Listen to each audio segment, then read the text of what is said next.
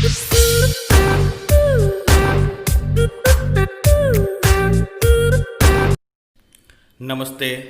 હું ભવદીપ પટેલ, ધોરણ 11 સાયન્સ રસાયણ વિજ્ઞાનના એકમ નંબર 2માં આપ સૌનું સ્વાગત કરું છું. આજે વાત કરીશું પરમાણુના ક્વોન્ટમ યાંત્રિકીય નમૂના તરફ. એટલે આપણે કેવી રીતે પરમાણુના ક્વોન્ટમ યાંત્રિકીય નમૂના તરફ જઈ શક્યા તેના વિશે. હવે આપણે વાત કરીએ કે જે બોરનો નમૂનો હતો તે સંપૂર્ણ ન હતો, એમાં કેટલીક ખામીઓ હતી. તો તેના કારણે પરમાણુ માટે એક વધારે યોગ્ય અને સરળ નમૂનો મેળવવા માટે વૈજ્ઞાનિકોએ ફરી પાછા પ્રયત્ન શરૂ કરી દીધા. હવે આ જે પ્રયત્ન શરૂ થયા તેમાં બે અગત્યના મુદ્દાઓ કે જેમણે આ પરમાણુના વિકાસ તરફ આપણું ધ્યાન દોર્યું, તેમાં આપ જોઈ શકો છો. નંબર 1, દ્રવ્યની દ્વૈત વર્તણૂક. દ્વૈત એટલે બે, અને દ્રવ્ય શું છે તો તમે જાણો જ છો. નંબર 2, હાઇઝનબર્ગનો અનિશ્ચિતતાનો સિદ્ધાંત. વિદ્યાર્થી મિત્રો, હાઇઝનબર્ગનો અનિશ્ચિતતાનો સિદ્ધાંત આપણે ભણવાનો જ છે આ ચેપ્ટરમાં, અને એને ખૂબ જ સરસ રીતે તૈયાર પણ કરી લેશો જે તે સમયે જ. હવે વાત કરીશું પહેલા પ્રકારની, એટલે કે દ્રવ્યની દ્વૈત વર્તણૂક. આપણે વાત કરીએ કે 1924માં ફ્રેન્ચ દેશના ભૌતિકશાસ્ત્રી દ બ્રોગલીએ રજૂ કર્યું કે દ્રવ્ય પણ વિકિરણની જેમ દ્વૈત વર્તણૂક ધરાવે છે. તો તમને યાદ છે કે વિકિરણ કયા બે ગુણધર્મ ધરાવે છે? કણ અને તરંગ. તો દ્રવ્ય પણ કયા બે ગુણધર્મ ધરાવે છે? કણ અને તરંગ. આનો અર્થ એવો થાય કે ફોટોનને જેમ વેગમાન અને તરંગ લંબાઈ હોય છે, તેમ ઇલેક્ટ્રોનને પણ વેગમાન અને તરંગ લંબાઈ હોઈ શકે. બ્રુગલીએ આ સરખામણી પરથી દ્રવ્ય તરંગની તરંગ લંબાઈ અને વેગમાન વચ્ચેનો સંબંધ નીચેના સમીકરણથી રજૂ કર્યો. એમણે સમીકરણ આપ્યું લેમ્ડા બરાબર h/mv. આપ જાણો છો લેમ્ડા તરંગ લંબાઈ, h પ્લાન્કનો અચળાંક, m કણનું દળ, v વેગ. તો આપણે p બરાબર mv સમીકરણના ઉપયોગથી mvનું મૂલ્ય p મૂકી શકીએ. તો બરાબર જમણી બાજુના આપણે અંતમાં સમીકરણ જોશો તો આપને ખ્યાલ આવશે કે hના છેદમાં p લખેલો છે, જે છે આપણું સમીકરણ નંબર 2.22. દ બ્રોગલીનું પ્રાકકથન પુરવાર થયું કે જ્યારે પ્રાયોગિક રીતે સાબિત થયું કે ઇલેક્ટ્રોનનો પુંજ વિવર્તન દર્શાવે છે, જે કોઈ તરંગ જેવી લાક્ષણિકતા છે. આ હકીકતનો ઉપયોગ ઇલેક્ટ્રોન માઇક્રોસ્કોપ કે જેનો આધાર સામાન્ય સૂક્ષ્મદર્શક યંત્રમાં પ્રકાશના તરંગ સ્વભાવનો ઉપયોગ કરીએ છીએ, તેમ ઇલેક્ટ્રોનનો તરંગ સ્વભાવના આધારે ઉપયોગ કરવામાં આવેલો, જેના કારણે આપણે ઇલેક્ટ્રોન માઇક્રોસ્કોપ સૌથી શક્તિશાળી સાધન જેને ગણીએ છીએ આપણે, તેની શોધ કરવામાં આવી. આ ઇલેક્ટ્રોન માઇક્રોસ્કોપ દ્વારા વિદ્યાર્થી મિત્રો 150 લાખ ગણું આવર્ધન મેળવી શકાય છે. એટલે કોઈ પણ વસ્તુને સરળતાથી જોઈ શકાય છે, નાનામાં નાની વસ્તુને પણ. અહીંયા એ નોંધવું જરૂરી બની જશે કે દ બ્રોગલી અનુસાર દરેક વસ્તુ ગતિમાં હોય ત્યારે તરંગની લાક્ષણિકતા દર્શાવે છે. સામાન્ય વસ્તુઓ સાથે સંકળાયેલી તરંગ લંબાઈ ઘણી ટૂંકી હોય છે, કારણ કે તેમનું દળ વધારે હોય છે. તેથી તેમની તરંગ પ્રકૃતિ પારખી શકાતી નથી. પરંતુ ઇલેક્ટ્રોન અને બીજા અપરમાણવીય કણો સાથે સંકળાયેલી તરંગ લંબાઈ પારખી શકાય છે. તેનું મુખ્ય કારણ કે તેમના દળ ખૂબ જ ઓછા છે, નાના છે. હવે આ વસ્તુની સાબિતી જો આપણે મેળવવી હશે તો આપણે અહીંયા કેટલાક દાખલાઓનો અભ્યાસ કરીશું, અને દાખલાઓના અભ્યાસના અંતે આપણે આ પરિણામોના જે મુદ્દાઓ છે તે સાબિત પણ કરી શકીશું. તો આવો હવે આપણે કેટલાક દાખલા ગણીએ. આપણે વાત કરીશું દાખલા નંબર 2.12 ની, જેમાં દળ આપણને આપવામાં આવ્યું છે 0.1 કિલોગ્રામ, વેગ છે 10 મીટર પ્રતિ સેકન્ડ. h પ્લાન્કનું અચળાંક જેનું મૂલ્ય તો આપણે જાણીએ છીએ 6.626 ગુણાકારમાં 10⁻34 જૂલ સેકન્ડ તેનું એકમ છે. તો આ બધા ડેટાના ઉપયોગથી આપણે તરંગ લંબાઈ લેમ્ડા શોધવાની છે. તો lambda is equals to the what? Question mark. હે ને? સમીકરણ તમને ખબર છે કે લેમ્ડા બરાબર કયું હોઈ શકે? h ના છેદમાં mv, h ના છેદમાં p, p બરાબર mv, વેગમાન બરાબર તો m into v. આપણે h નું મૂલ્ય મૂકીશું અહીંયાથી, m નું મૂલ્ય મૂકીશું અહીંયાથી, v નું મૂલ્ય મૂકીશું અહીંયાથી, અને સ્ટેપ બાય સ્ટેપ સૌપ્રથમ છેદનો ગુણાકાર કરી લો, ત્યાર પછી અંશ જોડે ભાગાકાર કરો, અને જે ઘાતાંકો છે તેને જે રીતે પ્લસ માઇનસ થતી હશે નિયમ અનુસાર તે રીતે સાદુરૂપ આપતા તમને આ જવાબ મળશે. આમ તો અહીંયા તમે જવાબ જોઈ શકો છો કે જે પ્લાન્કના અચળાંકમાં જે 10⁻34 ઘાત છે એ જ આપણા જવાબમાં છે. પરંતુ એકમ ઉપર વિશેષ ધ્યાન રાખીએ તો અહીંયા મીટર એકમ આવી ગયો છે. આ સમજવો ખૂબ અગત્યનો છે મિત્રો. એટલે દાખલાનું સાદુરૂપ તો તમે આપશો જ, પરંતુ અહીંયા મેં એક નોંધ લખેલી છે કે જૂલ જે બરાબર kilogram metre square second raise to -2. આ જૂલ બરાબર આટલું થાય ખાલી. એટલે મેં તમને સાદુરૂપ શીખવવા શું કામ કર્યું કે અંશ અને છેદ, એટલે અંશ અને છેદ એના એકમો અહીંયા લખ્યા.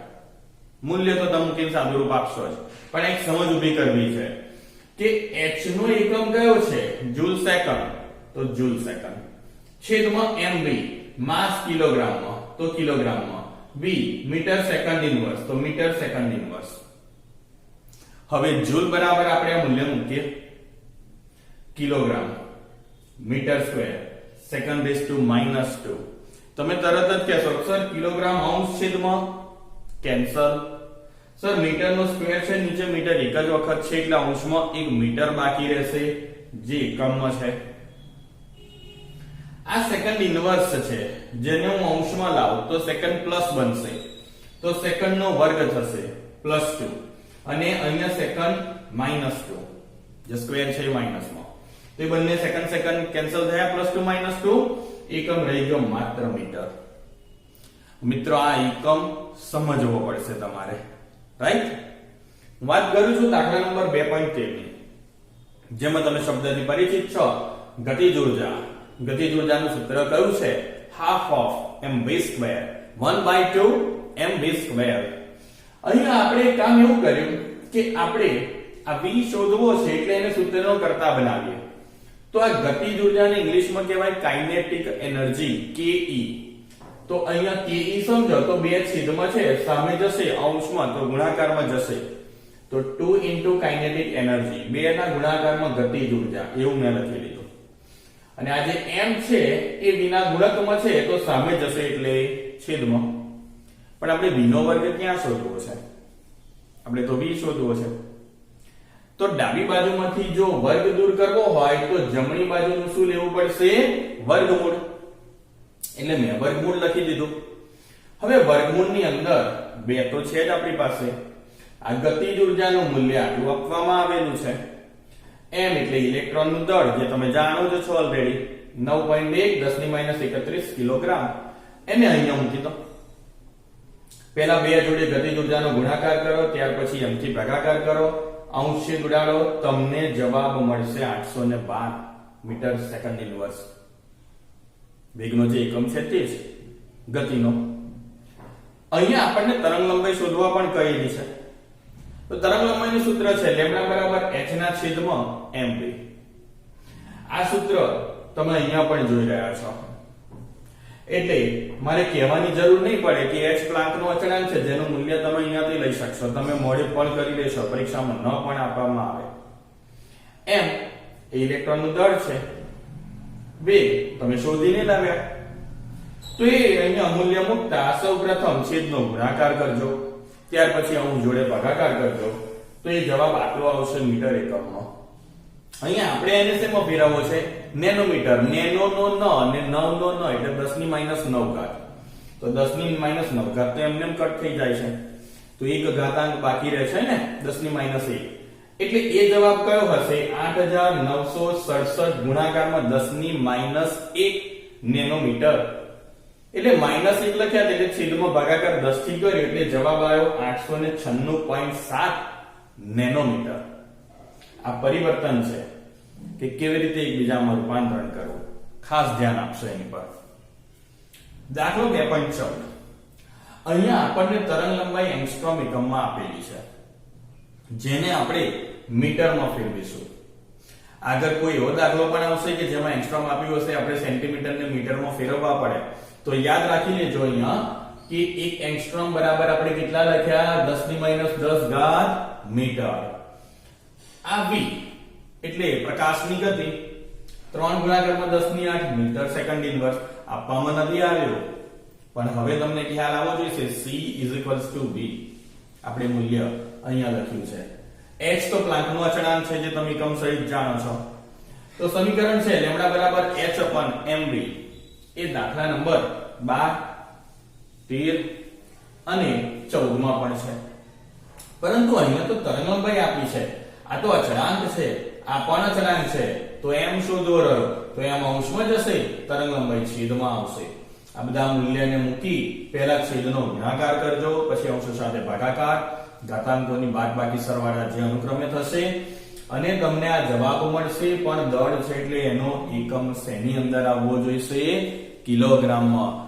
એકમની સાબિતીઓ નથી આપવાની હતી, તમે સીધો લખી શકો છો, પરંતુ આ તો એક એવો પોઈન્ટ હતો કે જ્યાં મારે તમને સમજાવવું જરૂરી છે, માટે તમારી રેગ્યુલર નોટબુકમાં સમજણ સ્વરૂપે આટલું લખી લેજો દાખલાથી નીચે. પણ એને પરીક્ષાની અંદર કે તમારે લખવાનું નથી, પરીક્ષામાં તમે સીધો એકમ મીટર લખી શકશો. રાઈટ? ઓકે. હવે વાત કરીએ કે બોરના નમૂનાની નિષ્ફળતાના કારણો કયા હતા. વૈજ્ઞાનિક બોરે હાઇડ્રોજન પરમાણુ માટે જે નમૂનો આપ્યો એ નિષ્ફળ કેમ નીવડ્યો?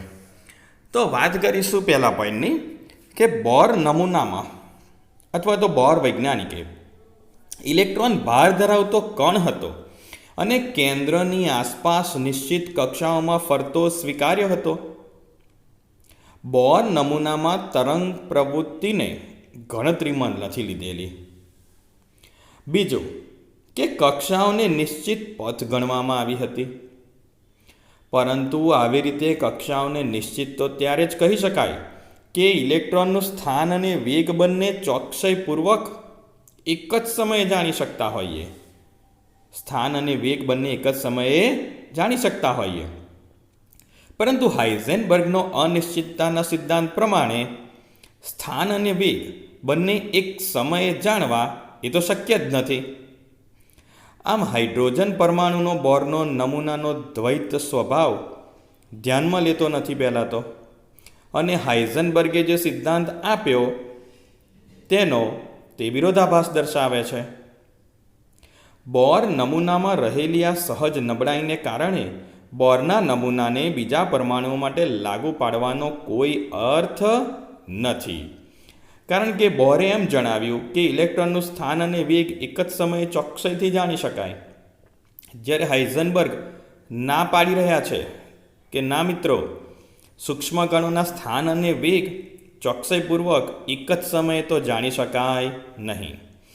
આવા કારણોસર બોરનો જે નમૂનો છે એ નિષ્ફળ નીવડ્યો હતો.